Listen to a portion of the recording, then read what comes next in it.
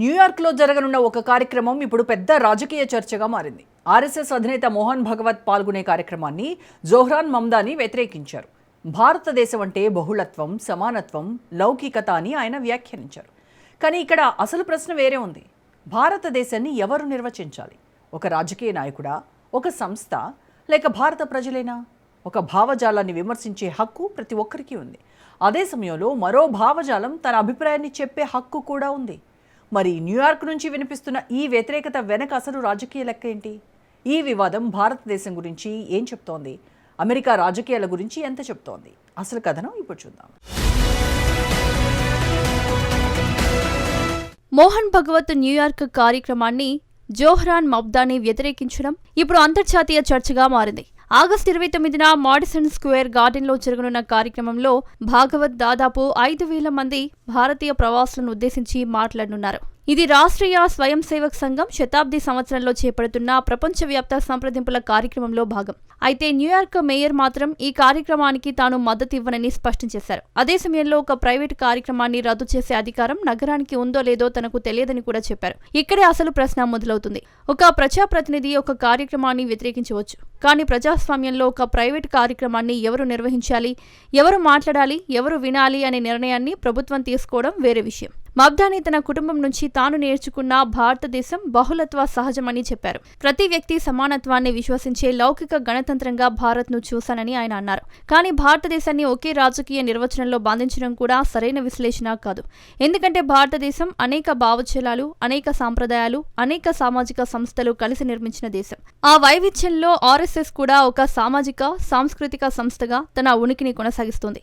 కాబట్టి మమ్దాని అభ్యంతరాన్ని ఒక రాజకీయ అభిప్రాయంగా చూడవచ్చు, కానీ దాన్ని భారతదేశం మొత్తానికి తుది నిర్వచనంగా చూడలేం. As the first Indian American mayor in our city's history, and my mother's family is all still in India, and the vision of India that I was taught by my family, and the one that I grew up being very familiar with, was of a pluralistic society, of a secular republic that believed in the belonging of each and every person who was from India. And it has been incredibly troubling to see the rise of a movement that is predicated on an exclusionary vision. ఇప్పుడు అసలు వ్యూహాత్మక కోణాన్ని చూడాలి. మమ్దాని వ్యాఖ్యలు కేవలం New York నగర రాజకీయాలకే పరిమితం కావు. భారతీయ ప్రవాస సమాజం, అమెరికా రాజకీయాల్లో పెరుగుతున్న ప్రభావాన్ని కూడా ఈ వివాదం బయటపెడుతుంది. మాడిసన్ స్క్వేర్ గార్డెన్ వంటి ప్రతిష్టాత్మక వేదికపై భాగవత్ మాట్లాడటం భారతీయ సాంస్కృతిక, సామాజిక ఆలోచనలకు అంతర్జాతీయ వేదిక లభించడం అనే కోణంలో కూడా చూడాలి. కార్యక్రమ నిర్వాహకులు మాత్రం దీన్ని ప్రపంచ ఏకత్వం, సామాజిక బాధ్యత, పరస్పర గౌరవం అనే సందేశంతో నిర్వహిస్తున్నామని చెబుతున్నారు. వసుదైక కుటుంబం అనే భావనను ఆధారంగా చేసుకుని విభిన్న సమాజాలను ఒక చోటకు తీసుకురావడమే లక్ష్యమని నిర్వాహకుల ప్రకటన. 200కు పైగా హిందూ అమెరికన్ సంస్థలు ఈ కార్యక్రమంలో భాగస్వామ్యం అవుతున్నాయని కూడా వారు చెబుతున్నారు. అదే సమయంలో మమ్దాని మాత్రం ఆర్ఎస్ఎస్ భావజాలాన్ని మినహాయింపు ఆధారిత దృక్పథంగా చూస్తున్నాయని చెప్పారు. ఇక్కడ రెండు విభిన్న కథనాలు ఎదురెదురుగా నిలుస్తున్నాయి. ఒకవైపు సాంస్కృతిక ఏకత్వం, మరోవైపు రాజకీయ, సామాజిక సమానత్వంపై ఆందోళన. అసలు పరీక్ష ఏంటంటే ఈ రెండు వాదనలను ప్రజాస్వామ్య చర్చలోనే ఉంచగలమా లేదా అనేది. ఎందుకంటే ఒక భావజాలాన్ని వ్యతిరేకించే హక్కు ఎంత ముఖ్యమో, మరో భావజాలానికి తన వేదికను ఉపయోగించుకునే హక్కు కూడా అంతే ముఖ్యమైనది.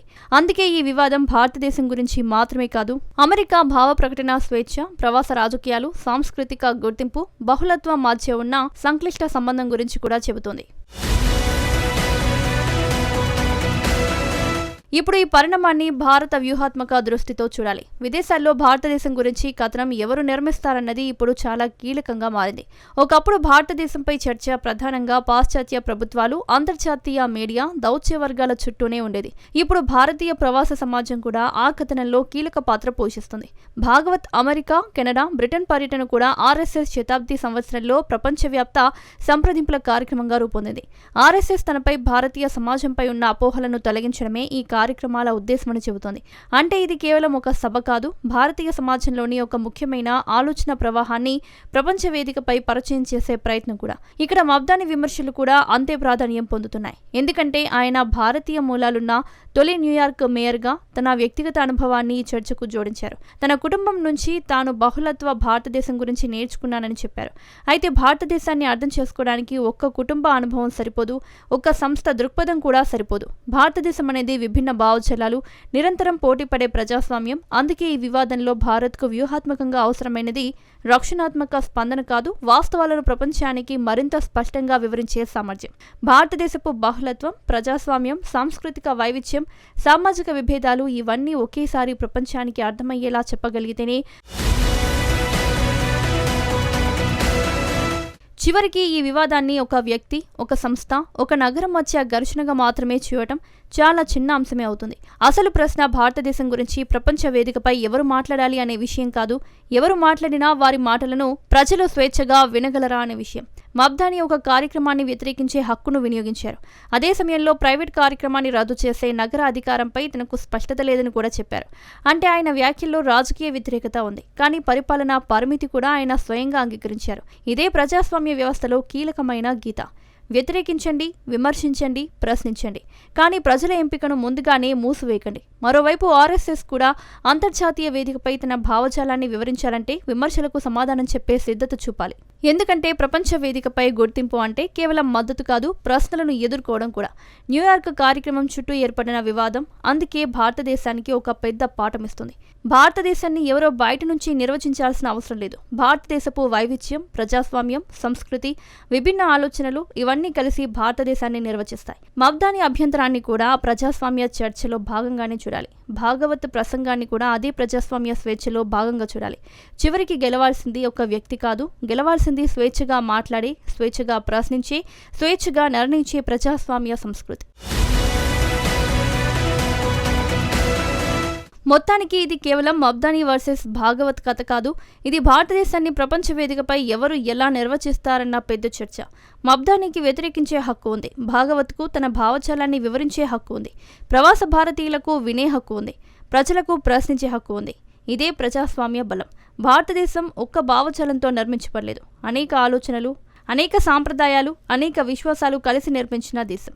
అందుకే భారతదేశంపై అంతర్జాతీయ వేదికల్లో జరిగే ప్రతి చర్చను భావోద్వేగంతో కాకుండా వ్యూహాత్మకంగా చూడాలి. విమర్శలను ఎదుర్కొంటూనే భారతదేశపు నిజమైన వైవిధ్యాన్ని ప్రపంచానికి వివరించాలి. చివరికి గెలవాల్సింది ఏ వ్యక్తి భావజాలం కాదు, స్వేచ్ఛగా మాట్లాడే భారతీయ ప్రజాస్వామ్యమే.